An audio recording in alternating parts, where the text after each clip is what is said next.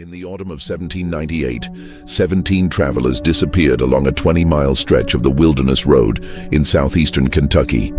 Each vanished without a trace, leaving behind only abandoned horses and scattered belongings that told no story of their fate.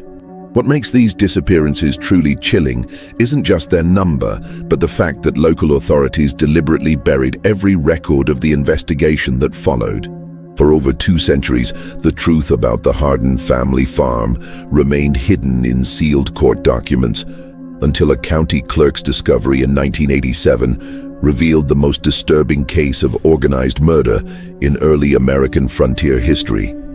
The documents describe a killing operation so methodical, so perfectly disguised as Christian charity, that it operated for 8 years without detection. Before we continue with the story of the farm that became Kentucky's first house of horrors, make sure to subscribe to our channel and hit that notification bell. We're about to uncover secrets that powerful families tried to keep buried forever. And tell us in the comments, what state are you listening from? We love hearing from our community of mystery seekers. The discovery that would eventually expose the Hardin family's crimes began not with screams in the night, but with the simple act of bureaucratic housekeeping in a dusty courthouse basement. Southeastern Kentucky in 1798 was a land caught between civilization and wilderness, where the promise of prosperity drew thousands westward along treacherous mountain paths. The Wilderness Road, carved through the Cumberland Gap by Daniel Boone 2 decades earlier, had become the primary artery for settlers moving west from Virginia and the Carolinas. This narrow, winding trail stretched for over 200 miles through some of the most unforgiving terrain in North America, where a single misstep could mean death from exposure, wild animals, or the countless human predators who haunted the frontier. Along this treacherous path, dozens of small communities had sprouted like wildflowers after rain, each one a beacon of hope for families seeking new beginnings in the untamed frontier. These settlements served as crucial waypoints where exhausted travelers could rest, resupply, and gather information about the dangers that lay ahead. The success or failure of these communities often depended on their ability to provide safe haven for the constant stream of migrants who passed through their borders. The township of Millfield sat at a crucial bend in the road, where the trail descended from the rocky ridges into the fertile valley of Beaver Creek. With barely 300 souls, it was the kind of place where everyone knew everyone else's business, or thought they did. The town had been established in 1794 by a group of Virginia Baptists seeking religious freedom, and their influence could be seen in every aspect of community life. Sunday services were mandatory for all residents, and the town council enforced strict moral codes that governed everything from drinking to dancing. The settlement centered around Hendrick's General Store, a weathered log building that served as both trading post and informal courthouse. Jeremiah Hendricks, a gruff former militiaman who had fought Indians alongside Daniel Boone himself, ran the establishment with an iron fist and a keen eye for profit. His store stocked everything a traveler might need: gunpowder, salt, whiskey, blankets, and the latest news from the civilized world beyond the mountains. Nearby stood the Cumberland Inn, a 2-story structure that represented the height of frontier luxury. Martha Crane, the widow who operated the inn, had arrived from Philadelphia 5 years earlier with enough money to build the finest accommodations between Lexington and the Virginia border. Travelers could find a hot meal and a clean bed for 2 bits a night, along with the kind of civilized conversation that reminded them of the world they had left behind.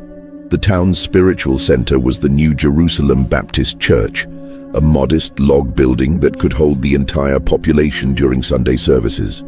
Reverend Ephraim Cole, a Harvard-educated minister who had abandoned a comfortable Boston pastorate for frontier missions, delivered sermons that blended traditional theology with practical advice for survival in an unforgiving land. His presence gave Millfield a sense of legitimacy that attracted settlers who might otherwise have passed through without stopping. Among Millfield's most respected residents were the Hardins, Ezekiel, his wife Temperance, and their 3 adult children, sons Caleb and Josiah, and daughter Mercy. The family had arrived in the spring of 1791, claiming to be refugees from brutal Indian raids that had devastated their previous home in eastern Virginia. They quickly established themselves as pillars of the small community, with Ezekiel serving as a lay preacher who assisted Reverend Cole, and Temperance organizing charitable efforts for struggling families who arrived with little more than the clothes on their backs. Ezekiel Hardin was a man who commanded respect through sheer force of personality. Standing well over 6 feet tall with the broad shoulders of a lifetime laborer, he possessed the kind of physical presence that made other men step aside when he entered a room. His deep voice could fill the church without effort, delivering sermons that moved listeners to tears with their passionate descriptions of divine love and terrible warnings about eternal judgment. Those who heard him preach often remarked that he seemed to speak with the authority of someone who had personally witnessed both heaven and hell. Temperance Hardin was equally impressive in her own way. A small, delicate woman with prematurely gray hair and hands that never seemed to rest, she had quickly become the community's unofficial physician. Her knowledge of healing herbs was encyclopedic, and she could treat everything from broken bones to difficult births with a skill that seemed almost supernatural. More than one family owed their lives to her midnight visits during times of crisis, and her reputation for medical miracles had spread throughout the county. Their children appeared to be perfect examples of frontier virtue. Caleb, the elder son at 26, possessed his father's imposing physical presence and his mother's gentle demeanor. He worked the family farm with tireless dedication while finding time to help elderly neighbors with their own crops. Josiah, 24, was smaller but more intellectual, often serving as the community's unofficial schoolmaster during the winter months when farm work slowed. At 22, Mercy was considered one of the most beautiful young women in the county, with a sweet disposition that made her popular among both men and women. The Hardin farm sprawled across 400 acres of prime bottomland along Beaver Creek, 3 miles south of town. The land had cost Ezekiel nearly every penny he possessed, but the investment had proven wise. The rich soil produced abundant crops of corn and tobacco, while the creek provided water for livestock and power for a small grist mill that served the surrounding area. Visitors often remarked on the farm's unusual prosperity, noting that the Hardins seemed to have more material wealth than could be explained by farming alone. Ezekiel had built his homestead with careful attention to both comfort and security. The main house was a 2-story log structure with stone chimneys and glass windows, an almost unheard-of luxury on the frontier. The rooms were furnished with pieces that seemed far too fine for a simple farming family. Carved chairs, imported china, silver candlesticks, and books that suggested education and refinement. A massive barn could shelter 50 horses, while a network of outbuildings included a smokehouse, dairy, blacksmith shop, and what Ezekiel described as the largest root cellar in the county.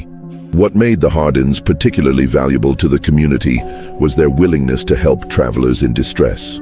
The frontier was unforgiving to those who traveled alone or unprepared, and barely a week passed without someone arriving at the farm seeking assistance. More than once, Ezekiel had ridden out in dangerous weather to assist a broken wagon or injured horse, often inviting stranded families to shelter at his farm until repairs could be made. Such hospitality was considered a Christian duty on the frontier, but the Hardins took it to extraordinary lengths. Temperance was particularly known for her willingness to treat injured or sick travelers, regardless of their ability to pay.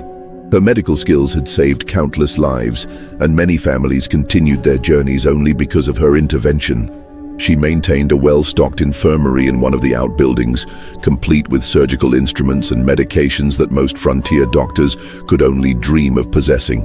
The family's reputation for hospitality had grown so strong that by 1798, it was common for travelers to specifically seek out the Hardin farm when planning their journey.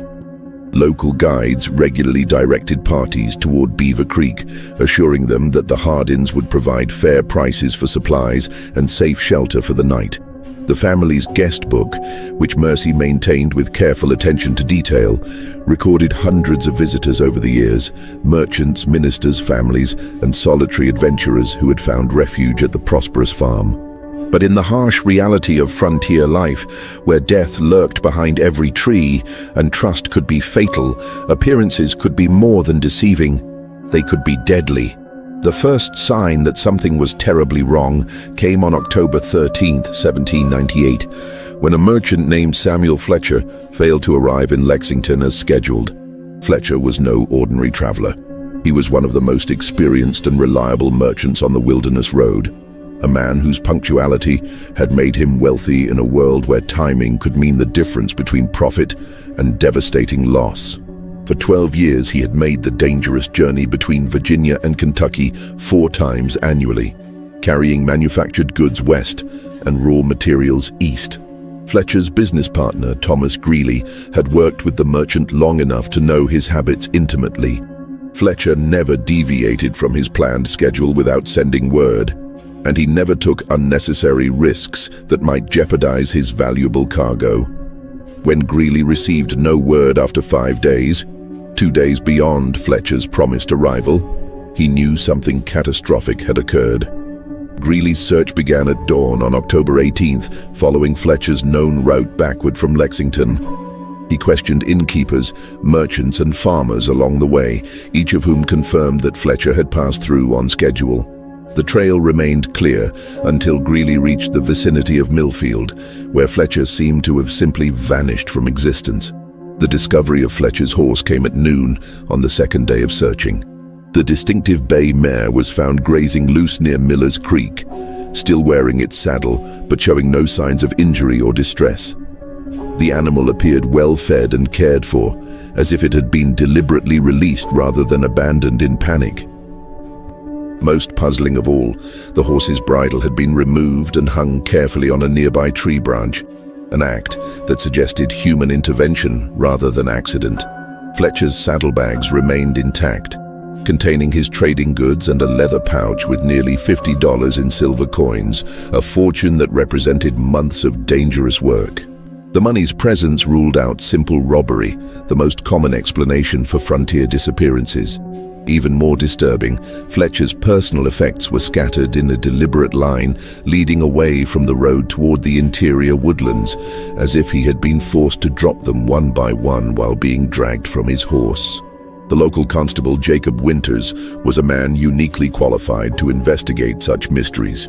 A former Continental Army sergeant who had served under Anthony Wayne in the Ohio campaigns, Winters possessed both the investigative skills and the stomach for violence that frontier law enforcement required.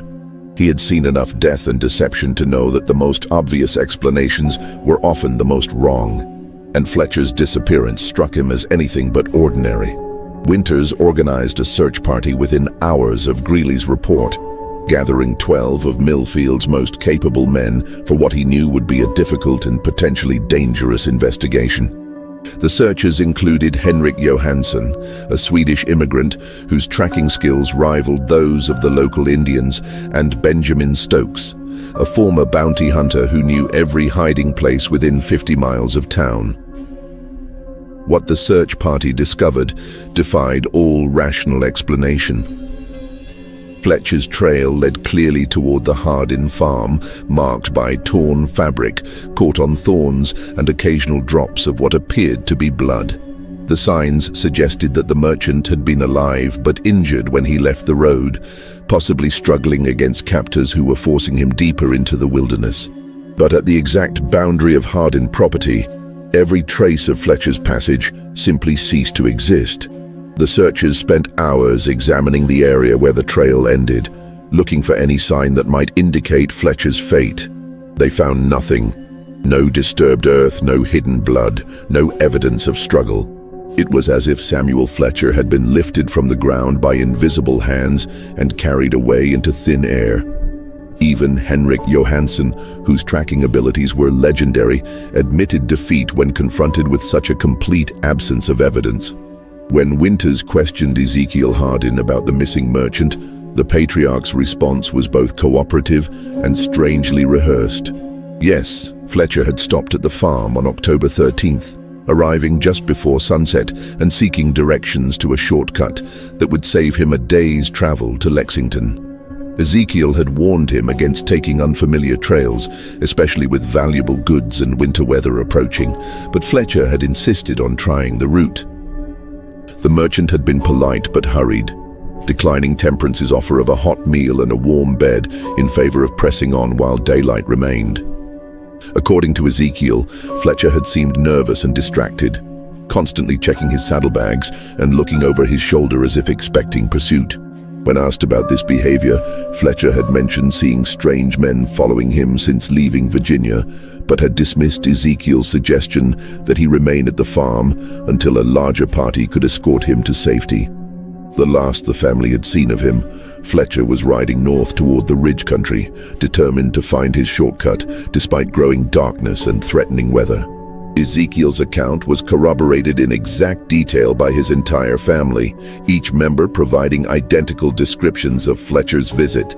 They remembered his urgency, his dismissal of their warnings, even his precise words when declining their hospitality. Temperance recalled that the merchant had complained of stomach problems and had accepted a small bottle of her herbal medicine before departing. Caleb had offered to escort Fletcher to the ridge trail, but the merchant had refused, claiming that his business was too urgent for delays. Their consistency should have been reassuring to Constable Winters. Instead, it struck him as unnaturally perfect, like a story that had been carefully rehearsed and practiced until every detail was fixed in memory. Real witnesses, in Winters' experience, always contradicted each other on minor points while agreeing on major ones. The Hardin's account was too polished, too complete, too free of the small inconsistencies that marked genuine testimony.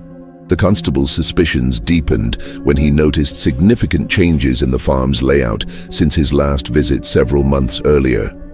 A new smokehouse had been built near the main barn, unusually large for a family operation, and constructed with thick stone walls that seemed designed for more than food preservation. Fresh earth surrounded several outbuildings, as if extensive digging projects had recently taken place. Most peculiar of all, the family's root cellar appeared to have been substantially enlarged, with new timber supports visible around an entrance that now seemed large enough to accommodate a wagon. When Winters asked about these improvements, Ezekiel explained that the family had enjoyed an exceptionally profitable harvest and had decided to invest in better facilities for storing and processing their crops. The enlarged root cellar was necessary for the increased volume of vegetables and preserved foods they planned to sell in Lexington, while the new smokehouse would allow them to cure meat for both family use and commercial sale. The explanations were reasonable and well delivered, but something in Ezekiel's manner suggested he was choosing his words with unusual care. Most disturbing of all, the family's usual warmth seemed forced during Winters' visit, their famous hospitality carrying an undercurrent of nervous energy that the constable couldn't ignore. Temperance's hands shook slightly as she served coffee, and Mercy kept glancing toward her father as if seeking approval for every word she spoke. Even Caleb and Josiah, normally confident and outgoing young men, seemed subdued and watchful in ways that suggested they were hiding something significant. But without concrete evidence of wrongdoing, there was little Constable Winters could legally do. Fletcher's case was officially recorded as a probable highway robbery or Indian attack, his name added to the growing list of frontier casualties that marked the price of westward expansion. The merchant's horse was sold at auction to cover his outstanding debts, and within a month, Samuel Fletcher existed only in the memories of those who had known him. Yet Fletcher's disappearance would prove to be just the beginning of a pattern that would terrorize the wilderness road for the next 8 months, transforming a prosperous farming community into a place where travelers whispered warnings and parents kept their children close to home after dark. Throughout the winter of 1798 and into the spring of 1799, the disappearances continued with terrifying regularity that defied all rational explanation. Every 2 to 3 weeks, another traveler would vanish without explanation along the same stretch of road. creating a zone of fear that stretched for nearly 20 miles in every direction from Millfield. The victims varied dramatically in age, wealth, and traveling circumstances.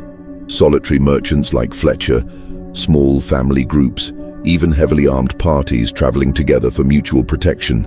What united them was their complete disappearance, and the fact that each had been seen heading toward or inquiring about directions to the Hardin farm before vanishing into the wilderness. Dr.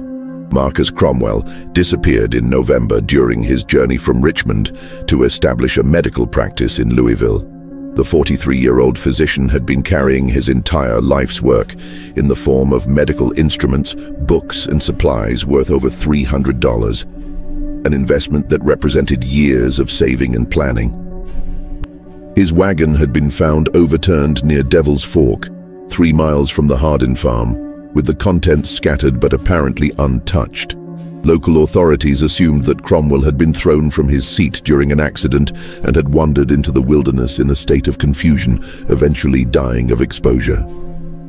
The explanation seemed reasonable until searchers discovered that Cromwell's medical bag was missing from the wreckage. The leather satchel contained surgical instruments of exceptional quality, including a bone saw and amputation kit that would be invaluable to anyone attempting to practice frontier medicine. No wild animal would have taken such items, and ordinary thieves would have been more interested in the coins and trade goods that remained scattered around the crash site. The Henley family vanished in December during one of the worst blizzards in recent memory. Jonathan Henley, his wife Elizabeth, and their 2 young children had been seeking shelter when their wagon became mired in a snowdrift only half a mile from the Hardin farm. According to Ezekiel's subsequent account, the family had never reached his property despite the short distance, presumably becoming lost in the storm and freezing to death in the wilderness. Their bodies were never found, despite extensive searches conducted when the weather cleared. What made the Henley case particularly disturbing was the discovery of their wagon a week after the storm. The vehicle had been pulled from the snowdrift and abandoned beside the road, cleaned of snow and apparently searched thoroughly. The family's clothing and personal belongings were gone, but their food supplies and tools remained untouched. Most puzzling of all, tracks around the wagon suggested that multiple people had worked together to free it from the drift, an act that would have required considerable time and effort in dangerous weather. January brought the disappearance of Reverend Nathan Cross, a circuit preacher carrying donations for a new church in Frankfurt. Cross was known throughout the region for his powerful sermons and his fearless travels through even the most dangerous areas of the frontier. The 50-year-old minister had survived Indian attacks, bandits, and countless natural hazards during 15 years of preaching, making his disappearance particularly shocking to communities that had come to view him as indestructible. Cross's horse was found 3 days after his disappearance, still carrying saddlebags that contained nearly $200 in church donations. The money's presence ruled out robbery as a motive, but raised disturbing questions about what kind of threat could have overcome such an experienced and resourceful man. Local authorities eventually concluded that Cross had suffered a heart attack or stroke while traveling, falling from his horse and dying somewhere in the vast wilderness that surrounded the wilderness road. Each disappearance followed the same inexplicable pattern. Abandoned horses found grazing loose or tied to trees, scattered personal belongings suggesting sudden violence or struggle, and trails that led inevitably toward Hardin property before vanishing completely. Yet whenever questioned by increasingly suspicious authorities, the Hardin family presented plausible explanations that were impossible to disprove. They had seen some of the travelers, yes, but only briefly and usually from a distance. Each victim had been warned about various dangers, bad weather, difficult terrain, reports of bandit activity, but had chosen to continue their journey despite the family's concerned advice. In several cases, the Hardins had offered food, shelter, or escort services that had been politely declined by travelers who seemed determined to maintain their schedules regardless of risk. Constable Winters found himself trapped in an impossible situation that grew more frustrating with each new disappearance. The Hardins were among the most respected families in the county, their reputation for charity and Christian virtue unquestioned by everyone except him. Ezekiel's sermons continued to draw crowds from surrounding townships, his passionate delivery and biblical knowledge impressing even educated ministers like Reverend Cole. Temperance's medical skills had saved dozens of lives during the previous summer's fever outbreak, earning her a reputation that bordered on sainthood among grateful families. To accuse such pillars of the community without ironclad proof would be professional suicide and social ostracism. Winters had seen what happened to lawmen who made accusations they couldn't prove. They found themselves friendless, unemployed, and sometimes facing charges of their own. The frontier operated on a complex web of personal relationships and mutual obligations, and attacking the wrong family could destroy a man's life more effectively than any legal proceeding. Moreover, the family's explanations, while consistently convenient, were entirely believable within the context of frontier life. The wilderness road was genuinely dangerous, plagued by bandits, hostile Indians, severe weather, and the countless natural hazards that claimed lives regularly. Dozens of travelers disappeared each year under circumstances far less mysterious than those surrounding the Hardin farm. What made this cluster of vanishings different was purely statistical. Too many people, too close together, all last seen in the same general area. But statistics meant little in a world where evidence was everything, and evidence seemed to evaporate like morning mist whenever investigators approached the Hardin property. The family welcomed searches of their buildings and grounds, answered questions with apparent openness, and even provided volunteers for search parties that combed the surrounding wilderness for signs of the missing travelers. Their cooperation was so complete and enthusiastic that it felt almost like mockery to the increasingly frustrated constable. The first crack in the family's carefully maintained facade came from an unexpected source. 9-year-old Timothy Vaughan, whose family lived on a small homestead 2 miles east of the Hardin farm. Timothy was known throughout the community as an imaginative child who loved to explore the woods around his family's property, often returning home with elaborate stories about the wildlife and natural wonders he had discovered during his adventures. In March 1799, young Timothy approached Constable Winters with a story that initially seemed like another product of childish imagination. The boy claimed he had been exploring the woods near Beaver Creek when he heard screaming coming from the direction of the Hardin farm. But these weren't the kind of screams that came from accidents, arguments, or even childbirth. They were the sustained, desperate cries of someone in mortal terror, rising and falling in patterns that suggested both physical pain and psychological torment. According to Timothy, he had heard such sounds at least 5 times over the winter, always during the darkest hours of night when decent folk should be asleep. The screaming would continue for what seemed like hours, sometimes accompanied by other sounds that the boy couldn't identify. Rhythmic hammering, the creak of pulleys or ropes, and occasionally what sounded like multiple voices chanting in unison. The sounds always ended abruptly, followed by a silence so complete that Timothy wondered if he had imagined the entire episode. When Winters questioned the boy's parents, they admitted to hearing strange sounds themselves, but had dismissed them as natural phenomena common to frontier life. Animal calls distorted by wind and distance perhaps, or the sounds of nocturnal predators hunting in the wilderness. After all, the Hardins were good Christian folk who had never given anyone cause for suspicion. What possible explanation could there be for screaming in the night coming from such a respectable household? Timothy's account might have been dismissed as childhood imagination or misinterpreted natural sounds, except for one detail that gave Constable Winters considerable pause. When pressed for specifics, the boy could accurately describe the approximate dates when he had heard the screaming, and each corresponded exactly with the estimated time of a traveler's disappearance. The correlation was too precise to be coincidental, too consistent to be explained by chance. Armed with Timothy Vaughan's disturbing testimony, Constable Winters began to build a case against the Hardin family with the methodical patience of a man who understood that accusations against such prominent citizens would require absolutely unassailable proof. He started by quietly interviewing other neighbors who lived within hearing distance of the farm, asking carefully worded questions that wouldn't reveal his growing suspicions or alert the Hardins to his investigation. What emerged from these discreet inquiries was a disturbing pattern of small inconsistencies and unexplained phenomena that had been overlooked, dismissed, or rationalized away by people who trusted the family's reputation more than their own observations.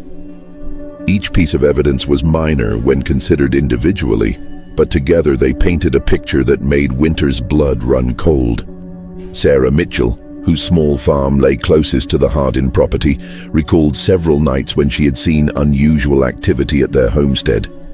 Lanterns moving between buildings at hours when decent folk should be sleeping, the sounds of digging and heavy construction that seemed to continue until dawn. When she had mentioned these observations to Temperance Hardin after church services, the woman had offered a reasonable explanation.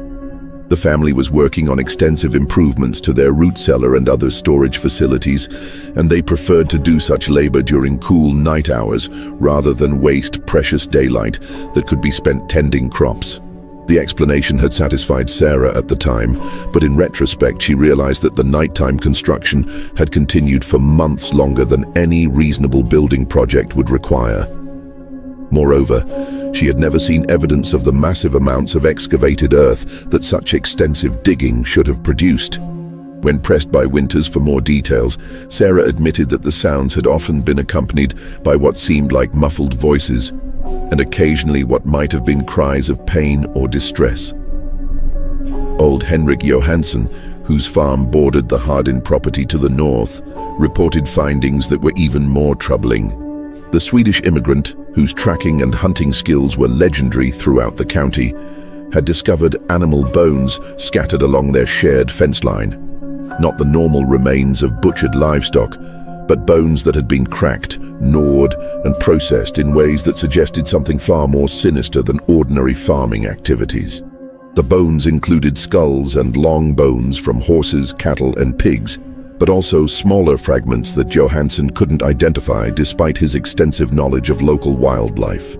Most disturbing of all, some of the bones showed evidence of being deliberately broken with tools, while others bore saw marks that suggested systematic dismemberment rather than natural decomposition or predator activity. When Johansson had approached Ezekiel about the mysterious bone deposits, the patriarch had offered a plausible but somehow unsatisfying explanation. Wild animals had been particularly troublesome that winter, he claimed, forcing the family to dispose of several diseased livestock carcasses by scattering the remains throughout the woods. The bone fragments were simply the result of scavengers and weather breaking down these disposed carcasses over time. But Johansson's trained eye had noticed details that contradicted this innocent explanation. The bones were too clean, too systematically processed, and too widely distributed to be the result of natural decomposition. Moreover, many of the fragments showed evidence of being boiled or otherwise treated with heat, suggesting deliberate processing rather than simple disposal of diseased animals. Most tellingly, several neighbors reported dramatic changes in the Hardin family's behavior and demeanor over the past year. The children, once friendly and outgoing members of the community, had become withdrawn and secretive, avoiding social gatherings and speaking only when directly addressed. Caleb and Josiah, who had previously been popular among young people their age, now seemed nervous and distracted during public interactions, as if constantly preoccupied with private concerns. Mercy Hardin's transformation was particularly striking. The young woman who had once been considered one of the most beautiful and vivacious girls in the county now appeared haggard and prematurely aged, her face carrying a haunted expression that made people uncomfortable. She had stopped attending social functions entirely, and when she did appear in public, she seemed to shrink from human contact as if afraid of revealing some terrible secret. Even Ezekiel's sermons had taken on a darker tone over the past months, dwelling obsessively on themes of divine judgment, the punishment of sinners, and the necessity of eliminating evil from the world. Where his preaching had once emphasized God's love and mercy, it now focused almost exclusively on wrath and retribution. Several church members had privately expressed concern about the increasingly violent imagery in his biblical interpretations. Constable Winters also discovered disturbing gaps in the Hardin family's background story that raised serious questions about their true identity and origins. While they claimed to be refugees from Indian raids in eastern Virginia, no one had been able to verify their previous residence or confirm the specific attacks that had supposedly driven them westward.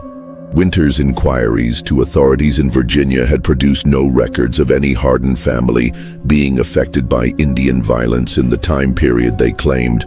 Moreover, the family's arrival in Kentucky seemed to mark the beginning of their documented existence, as if the Hardins had materialized from nothing in the spring of 1791. They possessed no letters from relatives, no business records from their previous life, no personal effects that predated their appearance in Millfield. For a family claiming to have lost everything to Indian raids, they had managed to arrive in Kentucky with substantial financial resources and an impressive collection of household goods. The constable's investigation received an unexpected and alarming boost in April 1799, when a traveling peddler named Isaac Brewster arrived in Millfield with information that transformed suspicion into near certainty. Brewster was a well-known figure throughout the frontier, a man whose business required him to travel constantly between settlements and who possessed an encyclopedic knowledge of events and personalities throughout the region. Brewster had spent the previous winter in eastern Tennessee, where he had heard disturbing stories about a series of disappearances that had plagued the Holston River Valley between 1789 and 1791.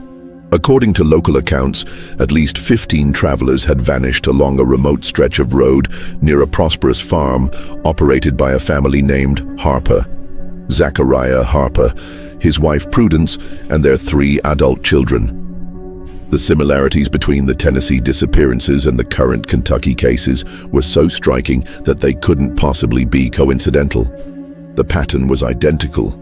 Travelers would be seen heading toward the Harper property and would simply vanish, leaving behind only scattered belongings and abandoned horses. Local authorities had suspected the family, but had never been able to prove their involvement, hampered by the same lack of physical evidence that was frustrating Winter's current investigation.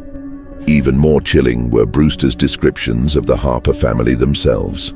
Zachariah was a lay preacher, known for his powerful sermons and charitable works, while Prudence was respected throughout the region for her exceptional healing abilities.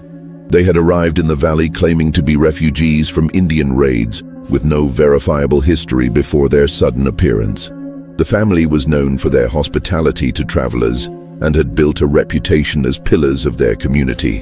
When Brewster described the physical appearance of the Harper family, Winters felt his blood turn to ice water. Zachariah Harper had been a tall, imposing man with prematurely gray hair and penetrating eyes. Prudence was small and delicate with skilled hands and an extensive knowledge of medicinal herbs. Their children matched the ages and descriptions of Caleb, Josiah, and Mercy Hardin so closely that they could have been the same people.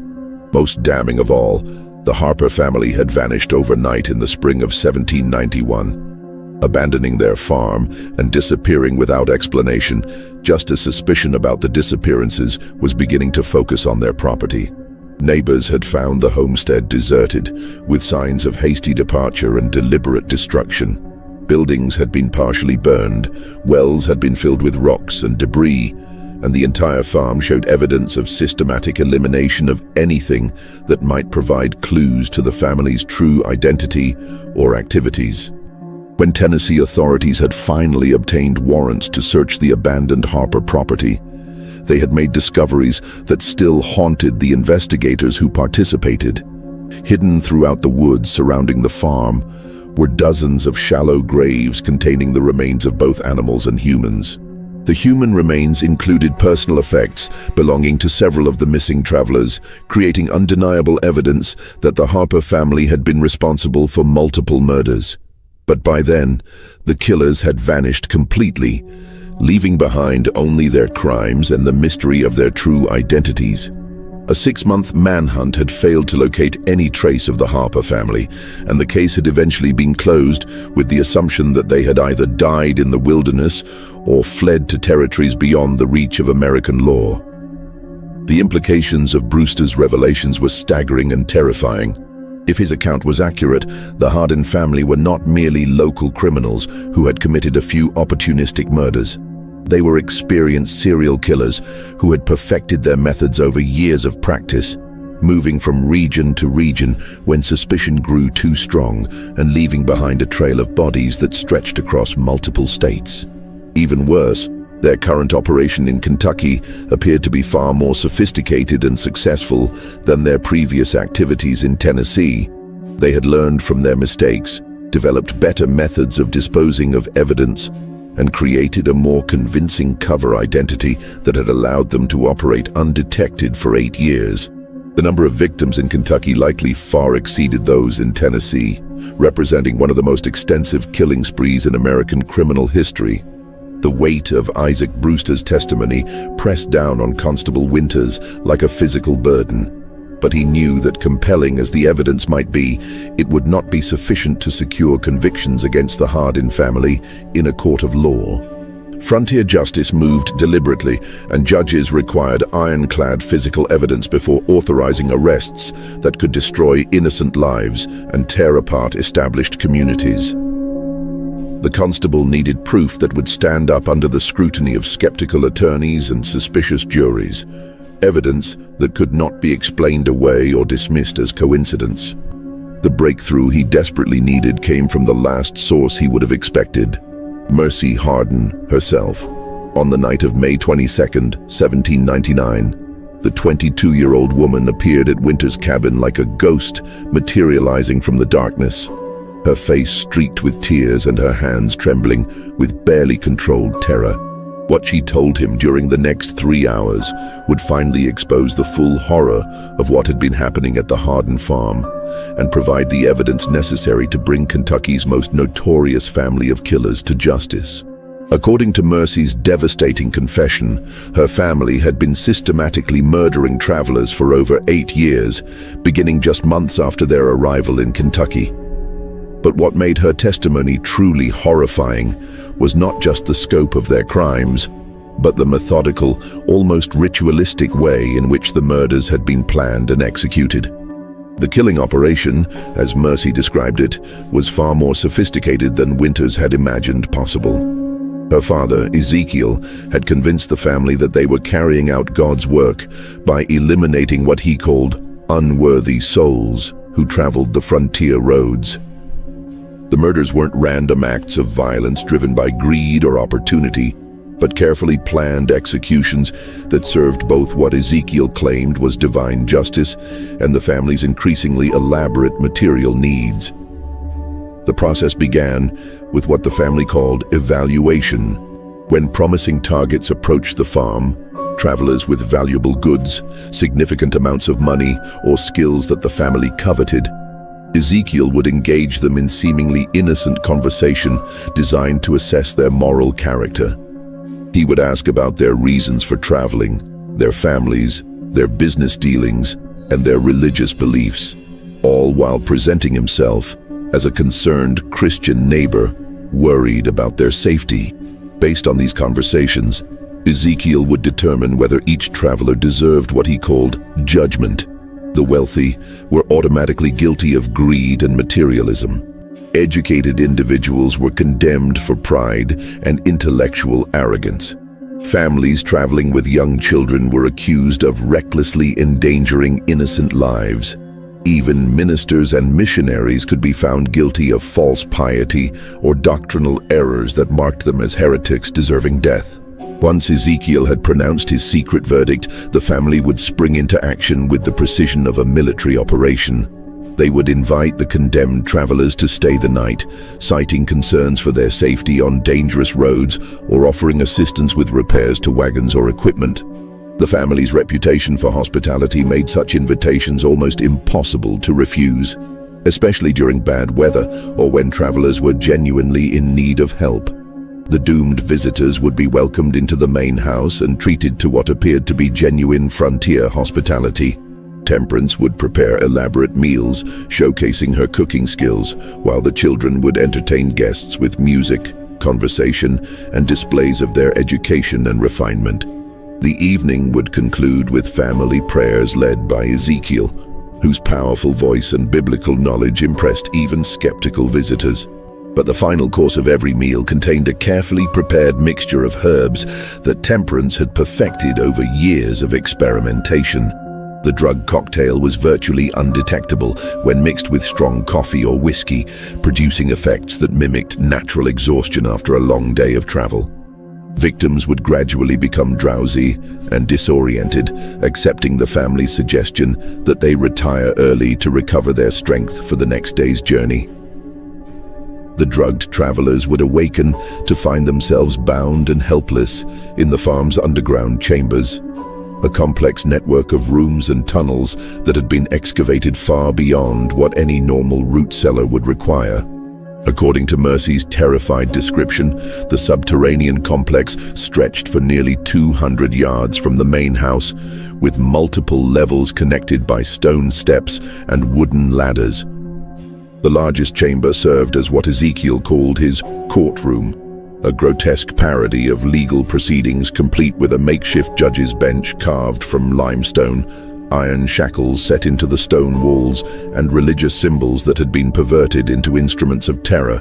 Here, Ezekiel would preside over formal trials that determined each captive's final fate, presenting evidence of their supposed sins and delivering verdicts that were predetermined before the proceedings even began.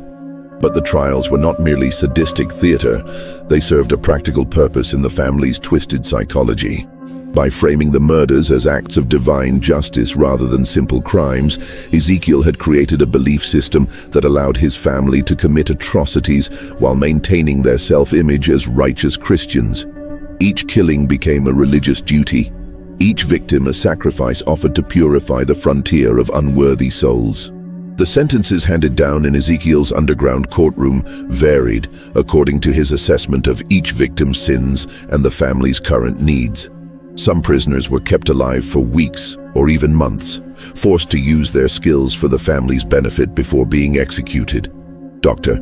Cromwell, the physician who had disappeared in November, had been compelled to train Temperance in advanced surgical techniques before his death. Reverend Cross had been forced to write sermons that Ezekiel later delivered as his own, enhancing his reputation as a biblical scholar. Others faced immediate execution, usually by methods that Ezekiel claimed were biblically sanctioned. Hanging was reserved for thieves and bandits, while drowning in the underground cisterns was the fate of those guilty of pride or blasphemy. The most elaborate executions were saved for those whom Ezekiel judged to be the most wicked, a category that included wealthy merchants, government officials, and anyone who had shown skepticism about frontier religion. Just when we thought we'd seen it all, the horror in Kentucky intensifies. If this story is giving you chills, share this video with a friend who loves dark mysteries, hit that like button to support our content, and don't forget to subscribe to never miss stories like this. Let's discover together what happens next. Mercy's testimony revealed the systematic nature of the family's crimes in terrifying detail. Each member had been assigned specific roles in both the murders and the elaborate cover-up that followed. Caleb and Josiah served as the muscle of the operation, responsible for capturing victims, maintaining the underground complex, and disposing of bodies through a limestone cave system that connected to the deepest parts of the excavated chambers. Their size and strength made them ideal for the physical demands of moving unconscious prisoners and heavy loads of earth and stone. Mercy herself had been forced to serve as the family's record keeper, maintaining detailed ledgers that documented every victim's identity, possessions, and method of disposal. Her careful handwriting filled dozens of notebooks with information that read like a merchant's inventory, except that the goods being catalogued were human lives and the transactions were murders. Each entry included the victim's name, age, appearance, estimated wealth, and personal belongings. along with notes about their final words and behavior during their imprisonment. Temperance's role was perhaps the most crucial to the operation's success. In addition to preparing the drugs that incapacitated victims, she served as the family's medical expert, keeping prisoners alive when their skills were needed and ensuring that executions proceeded without complications that might create evidence. Her knowledge of anatomy, gained through years of frontier medical practice, had been perverted into expertise in torture and murder. Most chilling of all, Temperance had developed what she called treatments for prisoners who proved uncooperative or attempted to escape. These punishments were designed to break the will without causing death, using techniques that combined her medical knowledge with psychological torture. Prisoners who refused to comply with the family's demands would find themselves subjected to calculated doses of pain and terror until they became completely submissive. The family's success in avoiding detection had depended on more than just careful planning. It required an elaborate system of disposal and deception that eliminated all evidence of their crimes. Bodies were never buried on the farm property itself, but were instead transported through the cave system to remote limestone caverns that lay several miles from the homestead. These natural chambers provided perfect conditions for decomposition, while their distance from the farm made discovery virtually impossible. Personal belongings were sorted with the efficiency of experienced merchants. Valuable items, money, jewelry, fine weapons and tools were either kept by the family or sold in distant markets where they couldn't be traced to missing persons. Less valuable objects were carefully scattered along roads throughout the region, creating false trails that suggested robbery or Indian attacks. Even victims' clothing was processed systematically, with useful garments kept for the family's use, while distinctive items were destroyed to prevent identification. The horses presented a particular challenge, since they were both valuable and easily recognized by people familiar with the victims. The family had developed relationships with unscrupulous horse traders in distant counties who asked no questions about the animals' origins. By selling the horses far from where their owners had disappeared, the Hardins created additional false trails that further confused investigations. But perhaps the most ingenious aspect of their deception was the way they used their charitable activities to deflect suspicion. Every act of kindness, every medical treatment provided by Temperance, every sermon delivered by Ezekiel served dual purposes. They genuinely helped the community while creating a reputation that made the family virtually above suspicion. Who would believe that people who saved lives during epidemics could be responsible for systematic murder? The family had even developed contingency plans for different types of investigations. If authorities became too suspicious, they would temporarily cease their killing activities while increasing their charitable works to reinforce their reputation. They had identified several escape routes that would allow them to abandon the farm quickly if discovery seemed imminent, just as they had done when leaving Tennessee years earlier. According to Mercy, the family had been planning to expand their operations significantly. They had identified several other remote farms along the Wilderness Road where similar trials could be conducted, creating a network of killing sites that would allow them to operate with even greater impunity. The ultimate goal was to establish what Ezekiel called courts of divine justice throughout the frontier, eliminating unworthy travelers on a scale that would reshape the moral character of the entire region. But what finally drove Mercy to confession was not moral awakening or sudden conscience. It was terror for her own life. She revealed that Ezekiel had grown increasingly paranoid about potential discovery and had begun to view anyone who might pose a threat as deserving of judgment. That list now included several neighbors who had asked too many questions. Isaac Brewster, the peddler, who had been making inquiries about the Tennessee disappearances, and even Constable Winters himself. More immediately terrifying, Mercy disclosed that another victim was currently being held in the underground chambers. A traveling surveyor named William Patterson, who had been captured 3 days earlier and was scheduled for trial the following night. But Patterson was not the only prisoner in the family's custody. Unknown to the outside world, they were also holding 2 other captives. a young woman named Rebecca Foster who had been missing for over a week, and an elderly man identified as Luther Grimsby, a traveling preacher who had disappeared the previous month. The revelation that multiple victims were being held simultaneously showed how confident the family had become in their methods and how dramatically they had escalated their activities. What had begun as opportunistic murders of isolated travelers had evolved into something approaching an industrial killing operation, with prisoners being held, sorted, and executed according to an elaborate schedule that treated human life as raw material for the family's twisted purposes. Winters realized that time had run out for careful investigation and legal procedures. If Mercy's information was accurate, innocent people were going to die within hours unless immediate action was taken. But he also knew that a direct confrontation with the Hardin family would be extraordinarily dangerous. They were armed, prepared for resistance, and operating from a fortified position that they had spent years perfecting for exactly this type of situation. Constable Winters faced the most difficult decision of his law enforcement career, knowing that every choice carried deadly consequences. He could attempt to arrest the Hardin family single-handed, risking not only his own life, but potentially alerting them to escape before their current victims could be rescued. Alternatively, he could ride to Lexington for reinforcements, almost certainly condemning Patterson, Foster, and Grimsby to death, while giving the Hardins time to destroy evidence and flee to another territory where they could resume their killing spree. The choice became easier when Winters realized he wouldn't have to act alone. Henrik Johansson, the Swedish farmer whose suspicions had been growing for months, volunteered immediately when approached for assistance. The immigrant's military experience in the Swedish army and his intimate knowledge of the local terrain made him an invaluable ally for what would essentially be a combat operation. Isaac Brewster also volunteered his services, driven by guilt over his failure to expose the Harper family's crimes in Tennessee years earlier. The peddler's knowledge of the family's previous methods and his experience with frontier violence would be crucial in anticipating their likely responses to attack. Two other men from town, Benjamin Stokes, the former bounty hunter, and Daniel Crawford, a veteran of Indian fighting, completed the hastily assembled rescue party.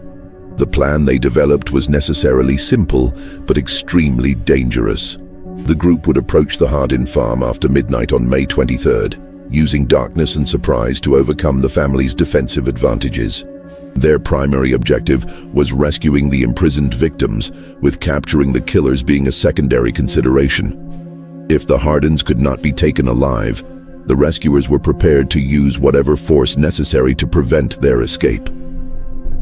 Mercy provided crucial intelligence about the farm's layout and the family's likely defensive positions. The underground complex had only two entrances: the main access through the enlarged root cellar and a concealed emergency exit that emerged in the woods nearly a quarter-mile from the main house. The family kept weapons cached at both locations, and Ezekiel had drilled his sons in defensive tactics designed to hold off attackers long enough for the family to escape through the cave system. The approach to the farm required crossing nearly a mile of open ground that would leave the rescuers completely exposed if detected. Johansson's tracking skills proved invaluable in identifying a route that used creek beds and tree lines to provide maximum concealment. The group moved with the silence of experienced hunters, each man understanding that discovery would likely mean death for both themselves and the prisoners they were trying to save. What they discovered when they reached the Hardin property exceeded their worst expectations, and confirmed that Mercy's testimony had actually understated the scope of her family's crimes. The farm showed clear evidence of recent excavation work far beyond what any normal agricultural operation would require. Piles of earth and stone were scattered throughout the property, while the smell of lime and decay hung in the air like a physical presence. The main house appeared normal from the outside, with warm light glowing in the windows and smoke rising from the chimneys. But as the rescuers drew closer, they could hear sounds that chilled their blood, muffled voices coming from beneath the ground, occasional screams that were quickly silenced, and the rhythmic sound of metal striking stone that suggested ongoing construction work in the underground chambers. The rescue operation began at precisely 2 a.m., when the raiders believed the family would be least alert and most vulnerable to surprise attack. Winters and Johansson approached the main entrance to the underground complex, while Stokes and Crawford positioned themselves to block the emergency exit. Brewster remained with the horses, ready to provide covering fire if the operation went wrong. The root cellar entrance proved to be far more elaborate than Mercy had described. What appeared from the surface to be a simple storage facility was actually a sophisticated fortification with multiple defensive positions and clear fields of fire. The Hardins had spent years preparing for exactly this type of assault, creating killing zones that would allow a small number of defenders to hold off a much larger attacking force. But the raiders' greatest advantage was complete surprise. The family had grown complacent after years of successful operation, never imagining that their carefully maintained cover could be penetrated by local law enforcement. When Winters and Johansson descended into the underground complex, they found Ezekiel and his sons completely unprepared for resistance, focused instead on the grisly business of preparing their current victims for execution. The rescue of the prisoners was both easier and more horrifying than the raiders had anticipated. They found William Patterson chained in a stone cell barely large enough for a man to stand upright, weak from days without adequate food, but alive and coherent. Rebecca Foster was in worse condition, showing signs of the treatments that Temperance had used to break her resistance. Luther Grimsby was barely conscious, his health broken by weeks of captivity and psychological torture. But the prisoners were not the only occupants of the underground complex. As the raiders penetrated deeper into the cave system, they discovered evidence of the family's crimes that defied human comprehension. The limestone chambers contained a charnel house of human remains spanning nearly a decade of systematic murder. Bones, clothing fragments, and personal effects were scattered throughout multiple rooms, creating an archaeological record of atrocity that would take weeks to fully catalogue. The physical evidence was overwhelming in both scope and detail. In addition to the human remains, the raiders found the detailed records that Mercy had described, written in her careful handwriting and organized with the precision of a merchant's ledger. The notebooks contained the names, descriptions, and final possessions of 67 victims spanning 8 years, far more than the investigation had uncovered, and representing one of the most extensive killing sprees in American criminal history. But perhaps the most damning evidence was discovered in what Ezekiel had called his courtroom. The underground chamber contained not only the makeshift judge's bench and religious symbols that Mercy had described, but also a collection of personal trophies taken from victims. Scalps, jewelry, weapons, and other mementos were displayed like battle honors, creating a museum of murder that revealed the full extent of the family's sadistic pride in their crimes. The capture of the Hardin family proved to be swift but violent, as Ezekiel and his sons attempted to fight their way out of the underground complex rather than face the justice they had denied their victims. The patriarch showed no surprise at being discovered, instead launching into a rambling sermon about divine judgment and the righteousness of his mission, even as gunfire echoed through the stone chambers. Caleb and Josiah fought with the desperate fury of men who knew they faced certain death if captured, using their intimate knowledge of the cave system to launch attacks from concealed positions. The battle raged through multiple chambers for nearly an hour, with the raiders forced to advance carefully through passages that the defenders had prepared as killing zones. The end came when Temperance, trapped in the main house above, attempted to destroy evidence by setting fire to the building and its contents. The flames spread rapidly through the dry timber structure, threatening to collapse the main entrance to the underground complex and trap everyone below. Faced with the choice between burning alive and surrendering, the surviving Hardins finally laid down their weapons. Only Mercy surrendered willingly, her confession having already condemned her family and sealed their fate.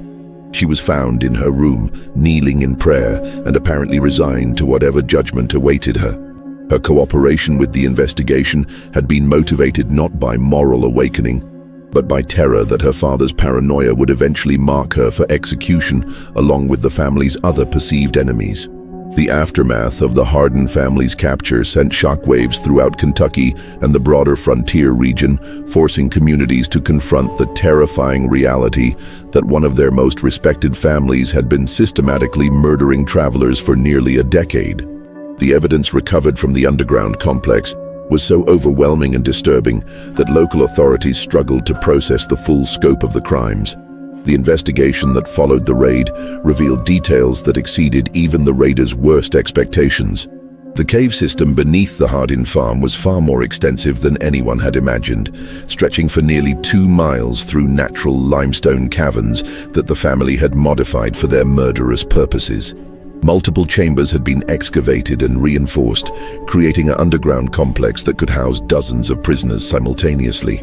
The physical evidence recovered from these chambers painted a picture of systematic murder that spanned not just the 8 years the family had lived in Kentucky, but potentially decades of similar crimes in other territories. In addition to the 67 victims documented in Mercy's careful records, searchers found personal effects and human remains that suggested the true number of murders was significantly higher. Particularly disturbing was the discovery of children's clothing and toys among the recovered evidence, indicating that entire families had been murdered rather than just individual travelers. The Henley family, who had disappeared during the December blizzard, were found to have been held in the underground complex for over a week before being executed. Their children, ages 6 and 8, had been kept alive for several days after their parents' deaths before being killed, and their bodies disposed of in the deepest parts of the cave system. The trial of the Hardin family began in late June 1799 and lasted for nearly a month, drawing spectators from across Kentucky and the surrounding territories. The courthouse in Lexington was packed daily with crowds that included victims' relatives, curious onlookers, and legal experts who recognized the case as unprecedented in American criminal history.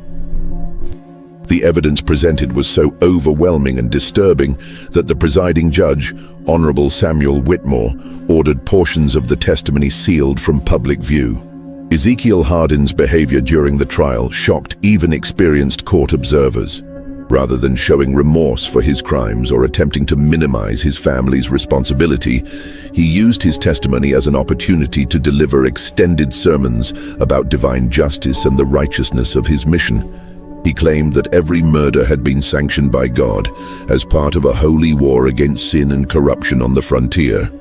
According to Ezekiel's twisted theology, he and his family had been chosen as instruments of divine judgment, tasked with eliminating unworthy souls who posed a threat to the moral order of Christian civilization. The money and goods taken from victims weren't theft, but righteous compensation for their sacred work.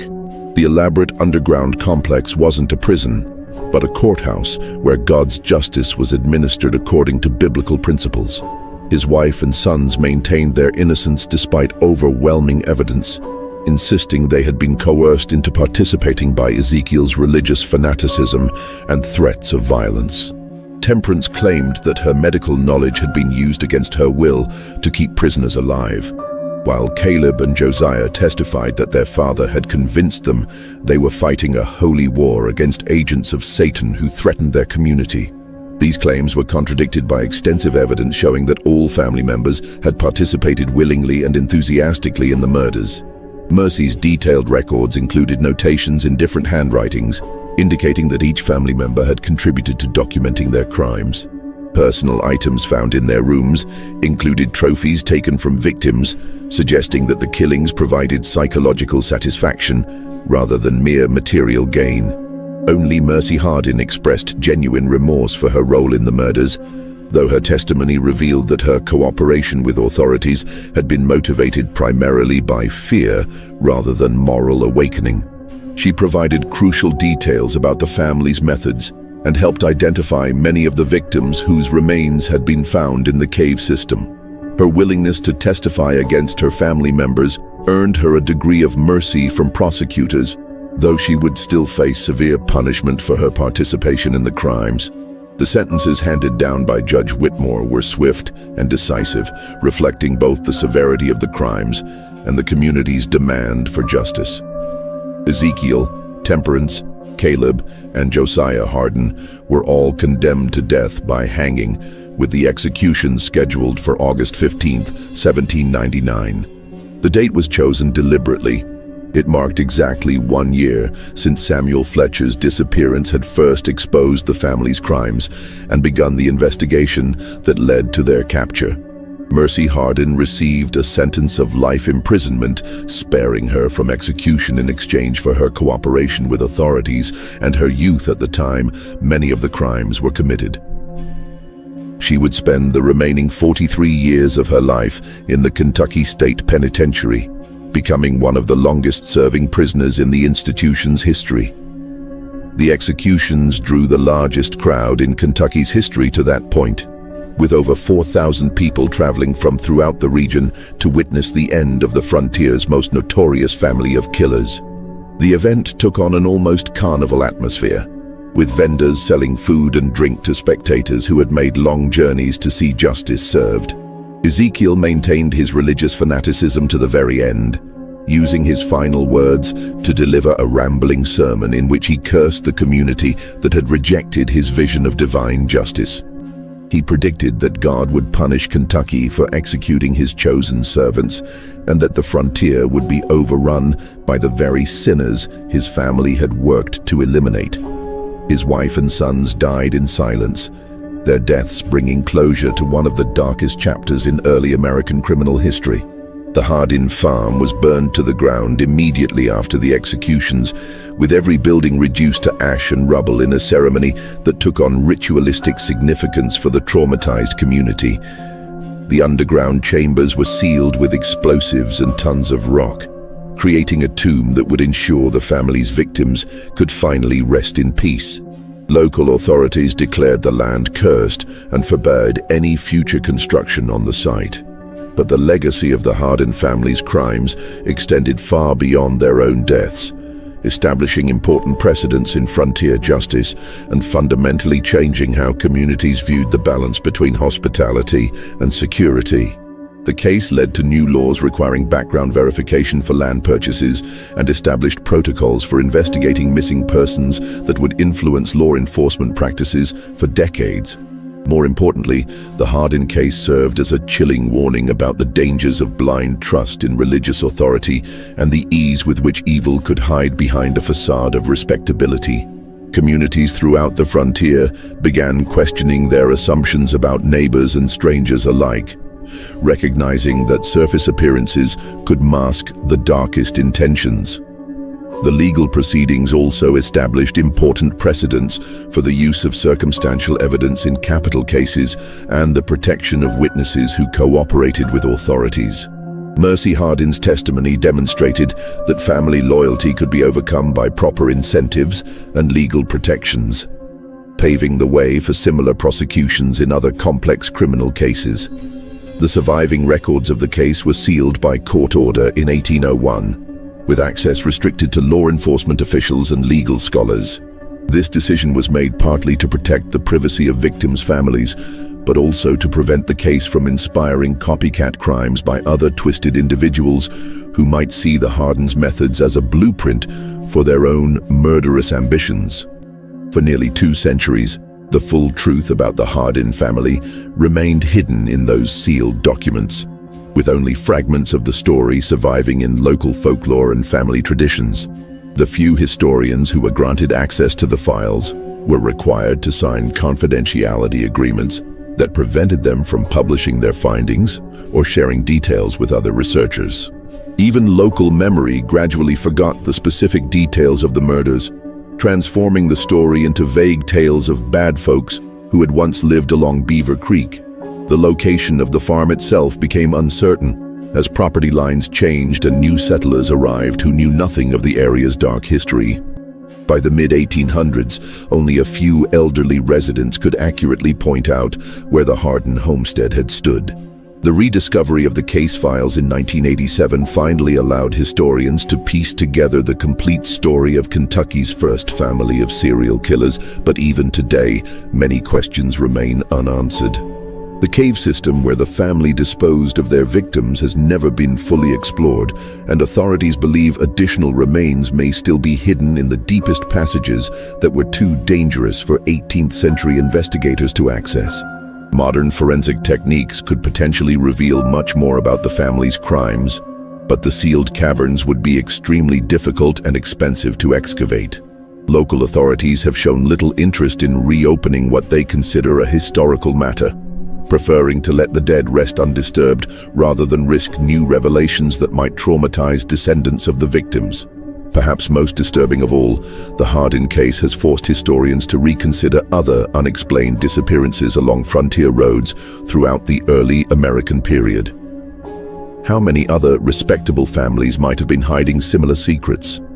How many missing travelers were victims not of random violence, natural hazards, or Indian attacks, but of carefully planned murders by people they trusted?